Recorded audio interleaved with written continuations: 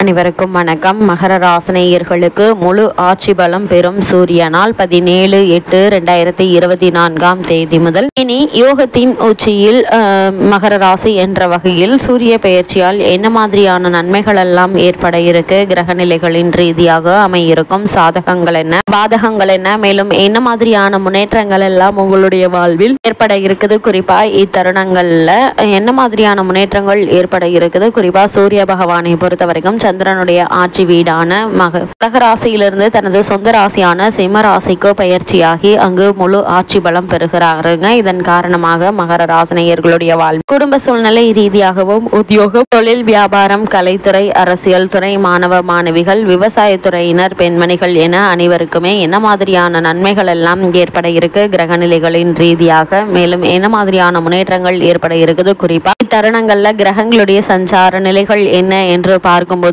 ரிஷபத்தில் குருவும் செவ்வாயும் இணைந்து சஞ்சரிக்கிறாங்க. அதே போல் கடகராசியில் புதன் வக்ரத்திலும், சிம்மத்தில் சூரியனும் சுக்கிரனும் இணைந்து சஞ்சரிக்கிறாங்க. கன்னியில் கேதுவும், கும்பத்தில் சனி வக்ரகதியிலும், மீனத்தில் ராகுவும் சஞ்சரிக்கிறாங்க. இந்த கிரகங்களுடைய சஞ்சார நிலைகளின் காரணமாக மேலும் என்ன மாதிரியான முன்னேற்றங்கள் எல்லாம் உங்களுடைய வாழ்வில் ஏற்பட இருக்கு என்பது குறித்தான முழுமையான பதிவு தான் இந்த வீடியோல நம்ம விரிவா பார்க்க போகிறோம்.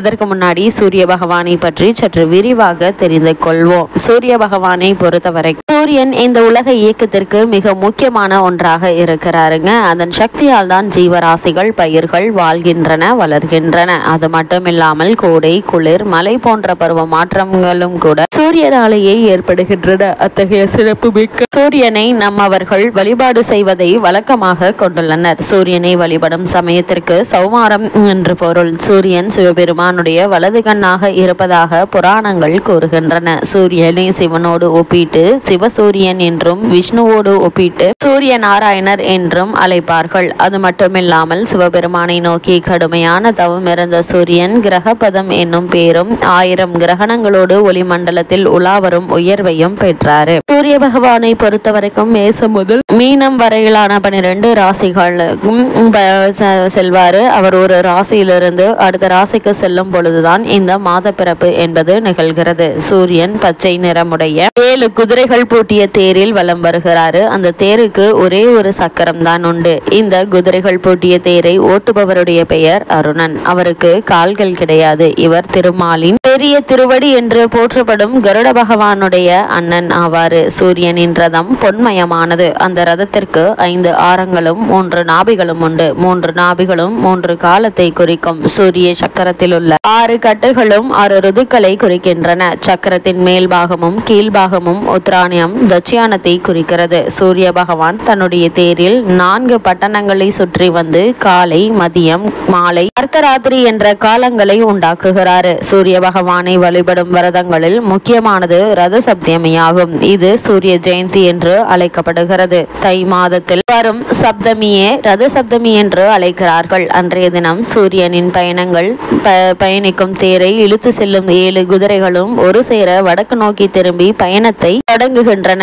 இந்த இனிய நாளில் சூரிய உதயத்தில் எழுந்து புண்ணிய தீர்த்தங்களில் நீராடுவது சிறப்பு சேர்ப்பதாகும். கணவனை இழந்தவர்கள் இந்த விரதத்தை கடைபிடிப்பதால் அடுத்து வரும் பிறவிகளில் இந்த நிலை வராது என்று புராணங்கள் தெரிவிக்கின்றன. ரத சப்தமி விரதத்தை சூரிய உதயத்தில் செய்ய வேண்டும். சர்க்கரை பொங்கல், உளுந்து வடை நைவேத்தியமாக படைத்து பூஜை செய்ய வேண்டும். கோதுமையால் செய்த சப்பாத்தி, சாதம் போன்றவற்றை பசுமாட்டிற்கு கொடுப்பது நல்ல பலனை தரும். வாசலில் சூரிய வழிபடும் இடத்தில் ரதம் வரைந்து அரிசி, பருப்பு, வெள்ளம் படைக்கலாம். சூரிய உதயத்தின் போது குளித்து விரதம் அனுஷ்டித்தால் செல்வந்தர் ஆறுகலாம் என்கின்றது புராணம். ரத சப்தமி என்று தொடங்கும் தொழில் பணிகள் மிகவும் சிறப்பாக நடைபெறும். அதே போல் இந்நாளில் செய்யப்படும் தான தர்மங்களும் பல மடங்கு புண்ணியம் கிடைக்கும் என்கின்றார்கள். நவகிரகங்களின் செயல்பாடு ஒருவரின் வாழ்க்கையை தீர்மானிக்கிறது என்று ஜோதிட சாஸ்திரம் கூறுகிறது. இந்த கிரகங்களின் தலைமை பண்பு அதிகம் உடையவர் சூரிய பகவான். சூரிய பகவானை பொறுத்த வரைக்கும் 9 கோள்களும் சூரியனை அடிப்படையாக கொண்டு இயங்குகிறது. வருகிறது. இந்த பூமியில் வாழும் ஜீவராசிகள் அனைத்திற்கும் சூரியனின் ஒளி தேவை. குறிப்பாக ஜீவராசிகள் வாழ்வதற்கு சூரியன் தான் காரணம். குடும்பத்தில் தலைவன் தந்தை என்பது போல் கிரகணங்களின் தந்தையான சூரிய பகவான் ஆளுமை திறன் கொண்ட தலைவன் ஆவாறு. சூரிய பகவானை வழிபாடு செய்யும் பட்சத்தில் அவருடைய திறன்கள் எல்லாம் பக்தர்களுக்கு வந்து சேரும் என்பது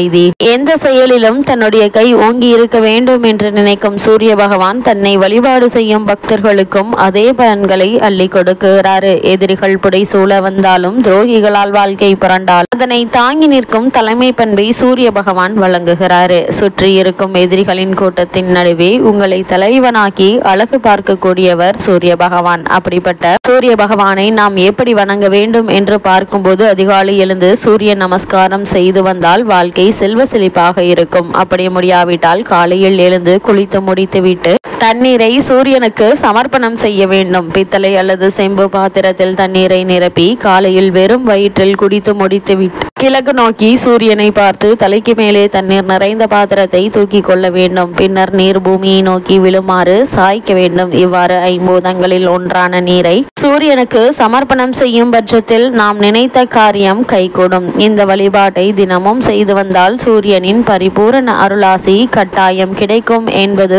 ஐதீகமாக உள்ளது. அப்படிப்பட்ட இந்த காலகட்டங்கள்ல மகர ராசினியர்களுக்கு மேலும் என்ன மாதிரியான நன்மைகள் எல்லாம் ஏற்பட இருக்கு என்று பார்க்கும்போது மகர ராசினியர்களை பொறுத்த வரைக்கும் குரு பார்வை உங்களுடைய ராசியில் விழுவது சிறப்பு வாய்ந்த ஒரு கிரக சஞ்சாரம் என்று தாங்க சொல்ல வேண்டும். அது மட்டும் இல்லாம குருவும் செவ்வாயும் இணைந்து உங்களுடைய ராசிக்கு பூர்வ புண்ணிய ஸ்தானத்தில் இருப்பதால பலவிதமான நன்மைகள் உங்களுக்கு கிடைக்கக்கூடிய ஒரு தருணமா இந்த சூரிய பெயர்ச்சி அமைஞ்சிருக்குதுங்க. இவ்வளவு நாட்களாக நீங்கள் மேற்கொண்ட காரியங்கள்ல ஏற்பட்டு வந்த தடங்கல்கள், தாமதங்கள், பண விரயங்கள், அலைச்சல்கள், குழப்பங்கள் அனைத்துமே நீங்கி சிறு முயற்சியிலேயே உங்களுக்கு வெற்றி கிடைப்பதற்கான சாத்தியக்கூறுகள் அதிகம் இருக்குது. தீமைகள் குறையுங்க. இடம் வாங்குவது, வீடு வாங்குவது, விலை உயர்ந்த பொருட்களை வாங்குவது சம்பந்தமான முயற்சிகளை மேற்கொண்டு வரும் மகர ராசியினருக்கு சிறு முயற்சியிலேயே நல்ல ஒரு முன்னேற்றம் கிடைக்கக்கூடிய ஒரு தருணமா இக்காலகட்டம் அமைஞ்சிருக்குது என்பதை கிரகங்களுடைய சஞ்சார நிலைகள் தெளிவாகவும் உறுதியாகவும் எடுத்து காட்டுதுங்க. நாட்டிலிருந்து நல்ல செய்திகள் கிடைக்குங்க. வெளிநாட்டில் வாழ்பவர்களுக்கு புதிய வேலை வாய்ப்பு, வருமான உயர்வு கிடைக்கக்கூடிய ஒரு தருணமா